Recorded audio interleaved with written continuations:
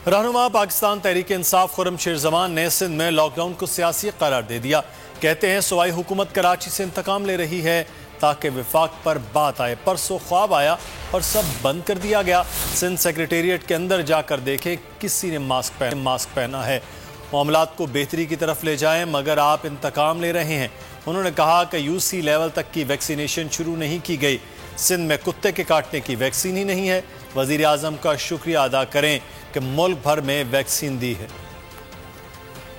Party ने जो lockdown लगाया है कराची शहर के अंदर, पाकिस्तान तहरीक इंसाफ इसकी सख्त अल्फाज में मजम्मत भी करती है, क्योंकि ये लॉकडाउन जो है ये सियासी लॉकडाउन है। बनिस्बत के मदद करें वफाकी हुकूमत की, मामलात को बेहतरी की तरफ लेके जाएं। आप इंतकाम के ऊपर आ गए हैं। फेलियर इस सूबे के नालाई के आला का फेलियर है, क्योंकि वो नाकाम हो गए इस सूबे के अंदर। आपको परसों ख्वाब आया, आप सुबह में उठे और आपने ऐलान कर दिया कि पूरा कराची शहर बंद होगा। आपने गिनी चुनी जगहों के ऊपर वैक्सीनेशन सेंटर बनाए हैं। आपने यूसी लेवल तक अभी तक वैक्सीनेशन नहीं शुरू की। लाखों तादाद में आपको वैक्सीन फराम की।